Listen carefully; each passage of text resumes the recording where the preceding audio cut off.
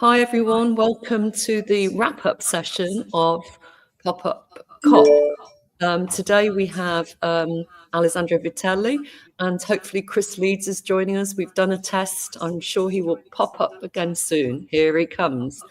And sorry guys, I had a bad connection, but it seems to be better now. Thank you. So just we've gone live, and as I just said, you'd pop up soon. Here's Chris Leeds from Standard Chartered and Adrian Rimmer from LSEG. So Adrian, would you like to introduce Alessandro for the final wrap-up? Thank you. So this is a kind of just a wrap-up session really after the sort of 2 weeks we had, and we were, as we said at the end of last week, we're super grateful to have the engagement of more than 20 guests over the course of 2 weeks to provide their perspectives on why they were at COP30 or why COP30 was relevant to what they're doing. So today is really sort of the conclusion of that process. Alessandro is going to talk through from the IETA perspective, how the COP process wrapped up and some thoughts around that. And then we'll come to Chris, who will talk about Standard Chartered's role there and the activities they were undertaking there and why it's relevant from a bank's perspective in that context. So first of all, let's head over to Alessandro for our usual update. But how did COP conclude? Messily, I think is probably the word. The closing sessions were notable for a number of interventions from countries who were unhappy with the process, in particular on particular issues. I noticed a lot of talk about the fossil fuel phase out was a big topic, and a lot of countries expressed disappointment, unhappiness that fossil fuels did not find their way into the final political text that comes out of COP. And that's a step backwards. If you go back 3 years to Dubai, 2 years to Dubai, that COP actually had an explicit mention of eventually phasing out fossil fuels. And last year in Baku, the same thing again. This year, the word fossil fuels did not appear in the text. And there was only the very most oblique reference to the Dubai decision, which had actually referenced an eventual phasing out of fossil fuels. So that was a step backwards. And there was a lot of resistance to that from the obvious sources. There was also unhappiness on adaptation, and a lot of countries expressed disappointment that the chair had gavelled through decisions on adaptation which they disagreed with, and a lot of them. Can you explain what gavel through means, please, Alessandro? Thank you. Formally adopting a text representing a decision on a particular topic. So when the chair said it is so decided and banged his gavel on the table, a bunch of countries jumped up, waved their flags in the air to say we'd like to speak, and took the time to object to the decision, say they disagreed with the decision, and they wanted their objections to be noted in the report of the meeting. So this is quite this happens at most COPs on 1 or 2 issues, but this was a lot of countries, and interestingly enough, a lot of Latin American countries. So there was not a lot of regional solidarity going on there at the end. What was interesting, though, was how many decisions and sort of collaborations were going on outside the formal sphere of the COP negotiations. You had Brazil launching an open coalition on compliance carbon markets. You had the coalition to grow carbon markets, which was brought to COP as an example of cooperation among countries. You had a decision by Colombia and the Netherlands to hold a conference on phasing out fossil fuels next April. All these things going on outside the realms of the COP itself. So I got a feeling that while countries were at pains to say we believe in multilateralism and we agree with it and we support it, they're not so scared as they used to be of expressing differences of opinion openly and disagreements openly in COP. Yeah. Interesting. And I think one of the things that we've noted is, back at the beginning of the year, it looked, almost all countries, so 95% of countries hadn't submitted an NDC by February.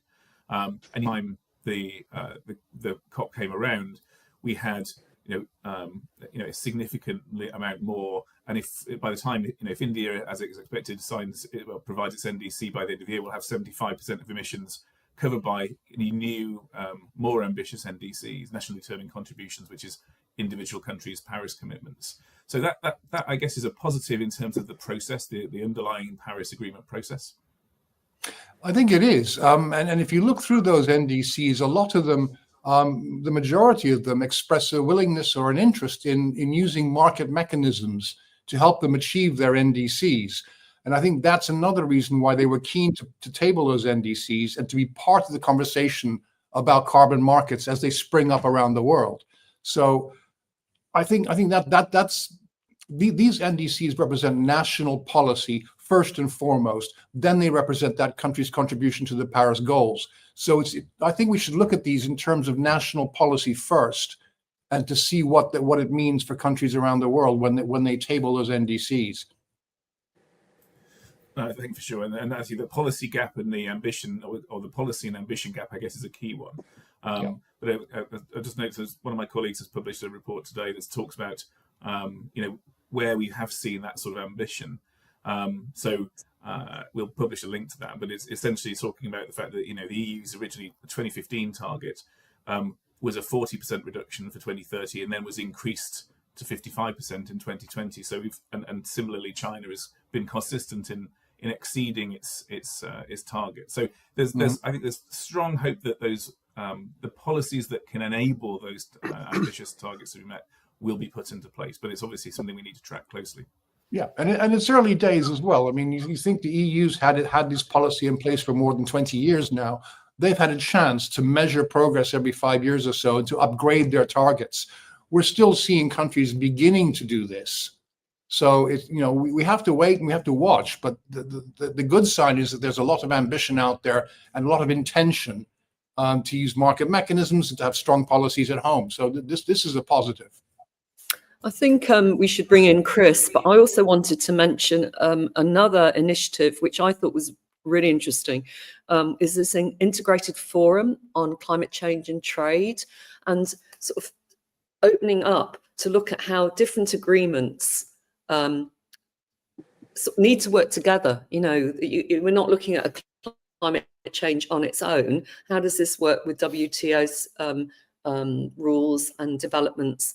And also, Chris, so when you speak, Chris is head of carbon markets development at Standard Chartered. He's also part of the ICVCMI, which is the voluntary carbon initiative. He's a great expert on carbon markets. But also, I know that you were at the PRI event we touched on last Friday. So there are lots of interlocking events and policies and drivers that I think we need to be aware of. So if you could speak for a few minutes, Chris, on your interests in the whole process and Standard Chartered's drive. Thank you. Yeah, thanks, Nicola, and thanks, Adrian, and good to see you again, Alessandro. I know you had a very busy 2 weeks down in Belém. So yeah, great to see you back in London. So Standard Chartered. Well, we've been very much a big supporter of sustainable finance and finance to enable the transition. We made our net zero commitment to be net zero by 2050 back in 2021, and we're still very much pushing on towards that. And it's quite interesting for us as a bank, because we're a UK-based bank. Probably most people know us best for our sponsorship of Liverpool Football Club. But one of the reasons we do that is because Liverpool's very popular in our footprint, and our footprint is Asia, Middle East, and Africa. That's where we get the real benefit from the sponsorship from, and that's what we're to a certain extent really representing. We're representing our clients, and those clients sit in the emerging markets where much of the impacts of climate change are going to be felt, but also where they need finance. And when we talk about finance and the financing of the NDCs, the financing of the transition, at last year's COP. It was the road to the Baku to Belém road that they talked about, and that was trying to get $1.3 trillion a year of finance to go from developed to developing worlds. At the moment, we're managing to get about 100 billion, right? And the ambition was to get it to 300 billion, but ultimately 1.3 trillion. We're nowhere near. But one of the ways that we can do that is through obviously sustainable finance and carbon markets in particular.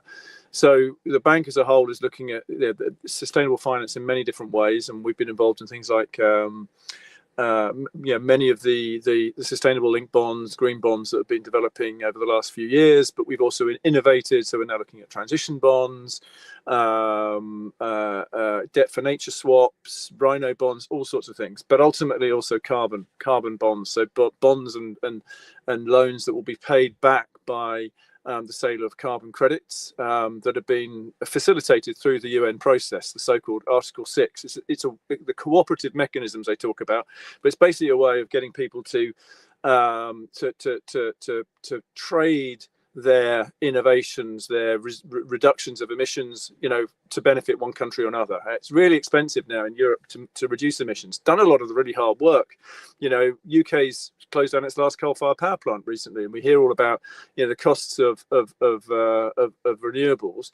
But actually, across the world, things are a lot cheaper. And so, why not pay them to reduce their emissions, and we can actually benefit from that? Everybody wins, right? That's exactly how trading works, right?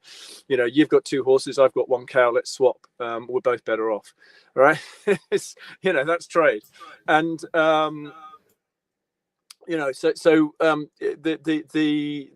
that's what we were down there for, and I was specifically down there to talk about carbon markets. We recently announced a deal with one of the Brazilian states, state of Acre, to help them bring their carbon credits to market.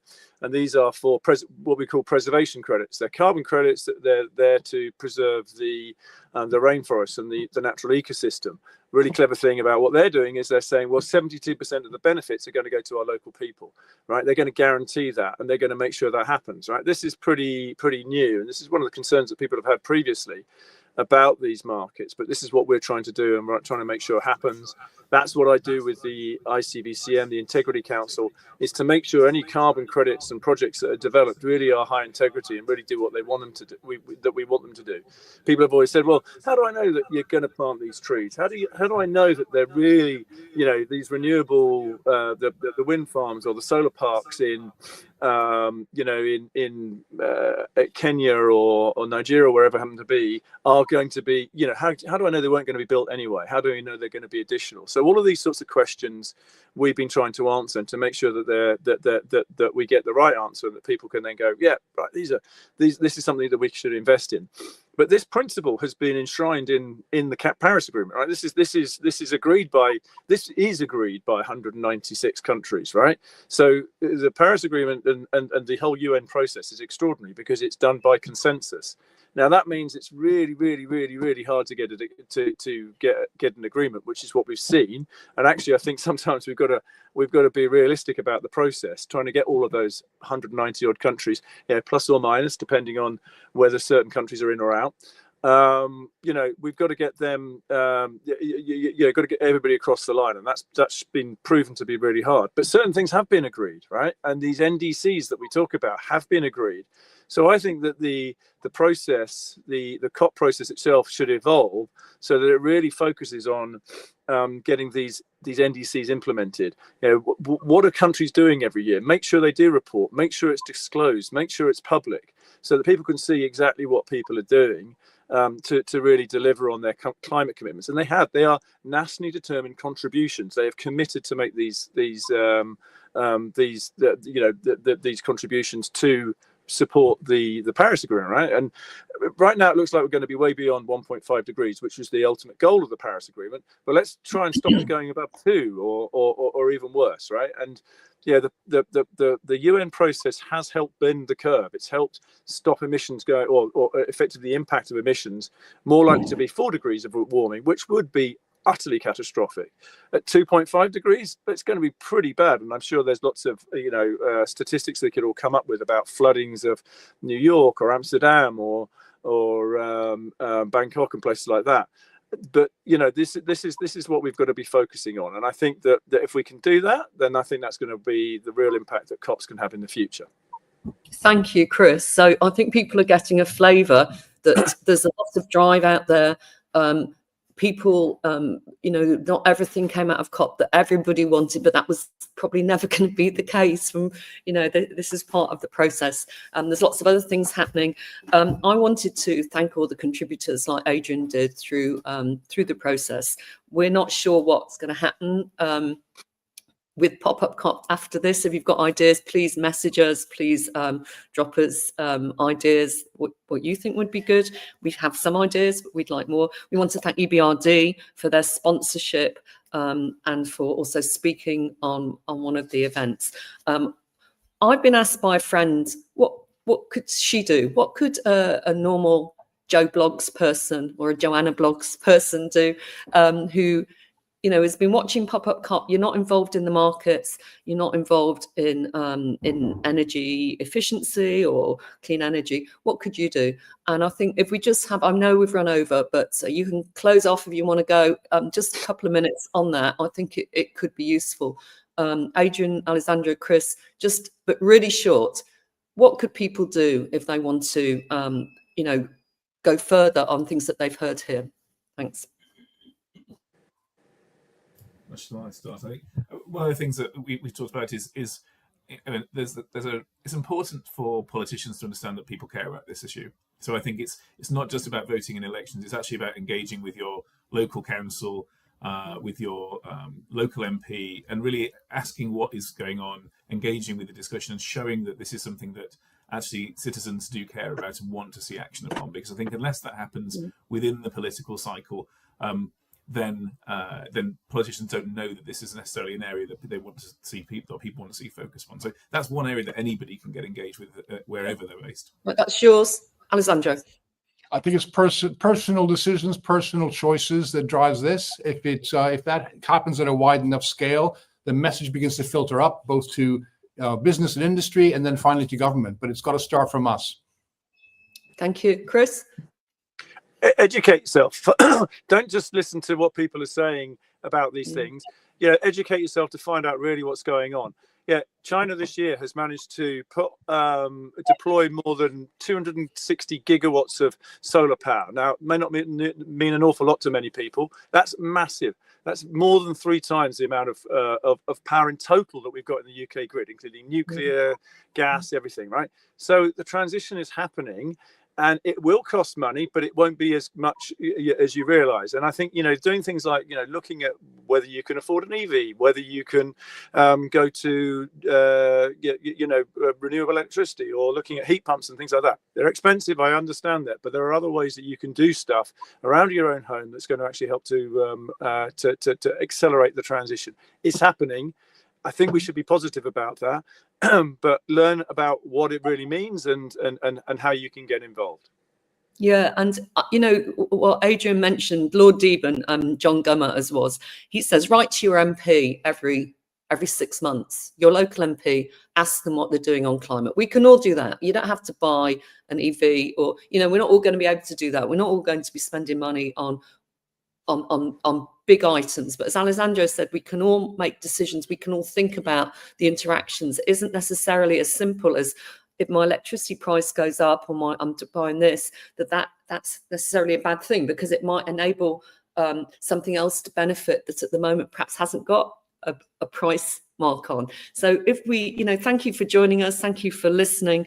I would also mention Katie White, MP, Katie. She's the Minister of Climate for the UK. She's posting on LinkedIn. Let's support her. She's got a background. I've known her for years back at Friends of the Earth. She's really walked the talk, is that you say, or talked the walk? But she's done both, I would imagine.